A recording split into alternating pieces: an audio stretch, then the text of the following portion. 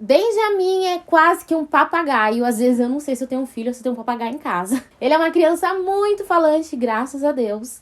Fala muitas palavras, tem um vocabulário super amplo. E vira e mexe, vocês me perguntam lá no meu Instagram, que é Thay M. Oliveira. Thay, como é que você faz pra desenvolver a fala do Benjamin? Ele fala muito bem. Meu filho tá travado, não sai uma palavra. Enfim, são diversos relatos que vocês me mandam. E pedindo dicas, eu decidi fazer esse vídeo aqui para dar dicas para vocês sobre o desenvolvimento da fala.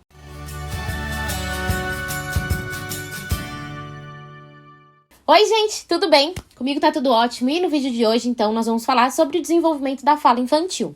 Tá, mas você é fonoaudióloga? Você é pedagoga? Você é psicóloga infantil? Não, gente, eu sou nada disso. Eu sou uma mãe que tá aqui vivendo experiências e compartilhando na internet com vocês, tá? Eu vou compartilhar aqui a nossa vivência, a nossa experiência, a nossa realidade em família. E eu espero que ajude aí outras famílias também. Mas isso não isenta você de... Se tem alguma preocupação aí com o atraso de fala, se seu filho tá desenvolvendo ou não tá desenvolvendo, de compartilhar isso com o seu médico pediatra, com uma fonoaudióloga infantil, que aqui é apenas a minha experiência materna, a nossa realidade de família, tá? Então, vamos lá. Eu tô gravando esse vídeo baseado na pergunta dessa seguidora aqui, que ela pediu dicas e perguntou se o Benjamin fazia uso de telas. Então, decidi compartilhar um pouco com vocês como funciona aqui na nossa casa. Respondendo a pergunta sobre telas, não, o Benjamin não tem acesso a telas. O Benjamin, ele é uma criança que desde sempre a gente teve isso muito bem estipulado dentro da nossa casa, de que nós não daríamos tela, assim, pra distração, pra passatempo, pra que ele fique quieto pra gente fazer alguma coisa. Ou em restaurante, dar o celular pra ele assistir. Não, isso não é uma opção pra nossa família, pra nossa realidade. Salvo aí pequenas exceções de extrema urgência. Já aconteceu, por exemplo, de a gente estar viajando de carro, ele querer sair da cadeirinha, a gente tá no meio da estrada, ele chorar, não querer mais peito, não querer mais nada. E ter que colocar ali alguma coisa, tentar outros artifícios, outras coisas e ele não distrair e a gente colocar a tela. Até uma coisa que eu comentei com vocês no Instagram, já aconteceu da gente ir em casa de amigos, que a pessoa tem costume de deixar a TV ligada, que o filho consome desenho, e o Benjamin vê. E aí, gente, infelizmente a gente não pode mandar na casa dos outros, né? Quando são pessoas que eu tenho liberdade, quando é minha família, quando é minha mãe, meus irmãos, eu peço, olha, tudo bem se a gente desligar a TV, porque o Benjamin não consome. Alguns amigos já sabem que ele não consome e simplesmente respeitam isso e falam, Thay, vou desligar porque eu sei que o Ben não assiste, tudo bem? E aí, eu acho ótimo quando a pessoa tem essa empatia, mas não obrigo ninguém a ter essa empatia, porque eu sei que a casa da pessoa, eu não posso invadir ali a privacidade dela. Nesses momentos, eu tento apenas tirar o foco do Benjamin da televisão e levar para uma brincadeira, para alguma outra coisa. Mas, via de regra, telas não é opção pra gente, nem de estímulo de fala, nem de educação, nem de distração. Não é uma opção mesmo. Agora, falando um pouco sobre o desenvolvimento da fala do Ben, alguns estímulos que a gente sempre fez com ele, desde que ele era muito pequenininho, na verdade, acho que desde a barriga, uma das coisas que a gente faz muito é cantar pra ele. E cantar, né, ali o canto, né, ajuda a criança a ir pegando palavras, entendendo entonações. A leitura também que a gente faz pra ele desde que ele nasceu, desde que ele era muito pequenininho, a gente lê pra ele antes de dormir. É uma coisa que ele gosta, ele pega os livrinhos já e fica ali identificando as histórias que a gente já conta, ele sabe nome de personagem. Outra coisa é que aqui em casa a gente conversa bastante. Eu sei que tem casal, tem família que não tem o hábito de conversar muito. Mas a gente tem esse hábito. Nas refeições, por exemplo, a gente sempre faz as refeições, sempre que tá todo mundo em casa, né? Mas com quem estiver em casa, a gente sempre faz refeições à mesa e conversando, compartilhando o nosso dia, contando algum problema, enfim. Então, o Benjamin tem muito acesso à conversa, ao diálogo desde novinho, desde sempre.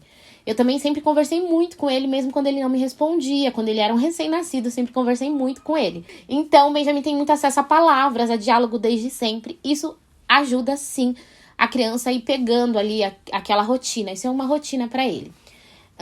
Outra coisa que também ajuda bastante é quando a criança vai começar a introdução alimentar, ela ter acesso e a mastigar alimentos mais sólidos. Claro que na textura correta para cada idade, né? Mas isso é assunto para um outro vídeo. Mas a criança ter acesso ali a alimentos sólidos, aprender a mastigar, não começar aquele negócio batido, aquela sopa, aquela papinha, sabe? Porque isso vai ajudar a desenvolver os músculos da face e também ajudar futuramente na fala. Eu não lembro exatamente com quantos meses o Benjamin falou sua primeira palavra. Ele chegou a falar, acho que papá, de papai, e também dadá, que é da Magali. Ele chama Magali até hoje de Dadá. Ele até sabe falar, às vezes, Maga, mas ele prefere chamar de Dadá. Enfim, e depois foi desenvolvendo, falando mamãe, falando outras coisas, né? Água, ali essas palavrinhas mais fáceis. Eu sei que acho que por volta de 1 ano e 6 meses, 1 ano e 7 meses, o Benjamin já tinha um vocabulário com mais de 50 palavras, o que é muito amplo para essa idade, né? E agora ele tá com 1 ano e 9, quase 1 ano e 10, e ele já fala, gente, sério, eu acredito que o vocabulário dele já tem, assim, mais de 300 palavras, porque ele fala muita coisa, ele fala muito bem que eu digo, se comunica muito bem, tá? Ele erra muitas palavras ainda, algumas palavras ele não consegue falar a palavra inteira, mas eu quero dizer que ele se comunica muito bem. Enfim, ele já forma frases de 3, 4 palavras, por exemplo, ele já fala, bom dia, mamãe linda. É uma frase muito extensa para uma criança de 1 ano e 9 meses, mas ele já fala, bom dia, papai lindo.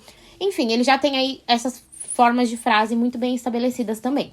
Bom, uma outra coisa que a gente precisa prestar muita atenção é na comunicação não verbal da criança. Então, antes dela aprender a falar, ela precisa aprender a prestar atenção, a ter contato visual, a se comunicar além da fala. Então, a se expressar, sabe? Ter expressões. A quando você perguntar, ai, cadê a plantinha? Ele saber apontar onde é a plantinha. Cadê o cachorro? Ele saber apontar onde é o cachorro. Então, isso é uma coisa que o Marquinhos, né, como pai, ele sempre fez com o Benjamin. Ele ensinava, filho, isso aqui é a plantinha, esse aqui é o fogão, essa aqui é a porta, aquele é o sofá. E aí, depois ele perguntava, filho, cadê a plantinha? E o Benjamin já... Ou ele procurava com os olhos, quando ele não sabia apontar. Quando ele começou a aprender a apontar, ele ia com o dedinho e apontava. Isso é uma comunicação não verbal que a criança precisa ter muito bem estabelecida antes de começar a falar. E agora eu vou dar 2 dicas pra vocês que estão aí preocupadas com a fala do filho de vocês.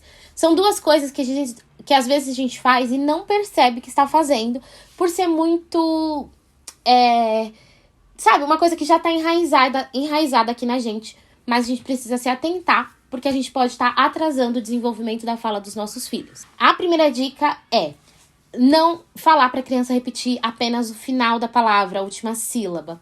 Então, vou dar um exemplo aqui pra vocês, que é o exemplo do sapo. A palavra sapo. Às vezes a gente fala assim, ai, filho, vamos cantar a música do sapo não lava o pé? O sa, e espera a criança completar com o pô. Por quê? A criança, ela precisa aprender naturalmente a falar aquela palavra. E ela precisa falar a palavra inteira, né? É o que a gente espera. Óbvio que quando ela estiver mais velha, ela vai entender que o sapo não é só o pô, é o sapo. Mas ela precisa saber que aquela palavra é sapo e não pô. Então, a gente precisa repetir algumas vezes a palavra e não ficar falando, repete tal coisa, repete tal coisa. Não, haja naturalmente, que naturalmente ela vai aprender. Então, a gente canta a música pra criança. Filho, vamos cantar a música do sapo não lava o pé? O sapo não lava o pé, não lava porque não quer. O sapo não lava o pé. Depois você pergunta pra ele, filho, quem não lava o pé? Aí ele já vai associar lá na cabecinha dele. Ah, é o sapo que não lava o pé. Então, ele vai tentar falar o sapo. Pode ser que ele fale só o pô, pode ser que ele fale só o sa. E aí você vem com a segunda parte da dica, que é a correção. Mas a gente tem que se atentar na correção que a gente faz. Nós temos costume de, quando a gente vai falar que a criança falou alguma palavra errada, a gente fala, não, não é o pô, é o sapo. Não, filho, você falou errado, não é assim que fala.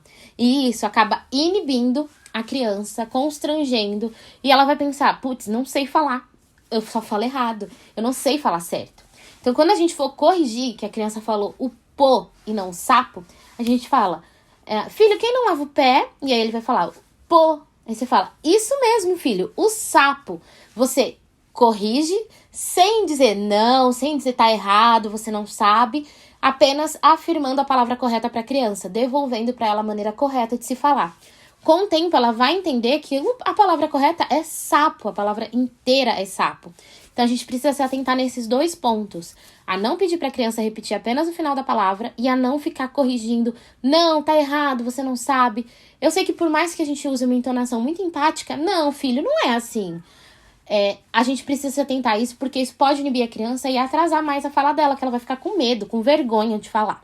Bom, todas essas dicas que eu tô compartilhando aqui com vocês são dicas baseadas em pesquisas e estudos que eu faço. Eu acompanho muitos profissionais de pediatria, pedagogia, de fonoaudiologia infantil. E por isso que eu estou compartilhando essas dicas aqui com vocês, tá? Mas lembrando que se você se você está notando algum atraso de fala, algum atraso no desenvolvimento físico, motor, qualquer atraso que você esteja notando, qualquer estranheza que você acha que você tá percebendo ali, pode ser que não seja nada, pode ser que seja coisa da nossa cabeça, que a gente é meio lelé da cuca, a gente às vezes vê coisa onde não tem. Mas se você tá percebendo alguma coisa mais estranha, não deixe de compartilhar com o seu pediatra, não deixe de procurar um profissional. Mas eu espero ter ajudado vocês com essas dicas. Eu espero que vocês tenham gostado do vídeo de hoje. Se vocês gostaram, não esqueçam de avaliar clicando em gostei. E também de se inscrever aqui no canal para receber todos os próximos conteúdos em primeira mão, tá bom? É isso. Um super beijo. Se inscrevam aqui no canal e me acompanhem lá pelas redes sociais, que por lá eu posto tudo em tempo real, tá? Tchau e até o próximo.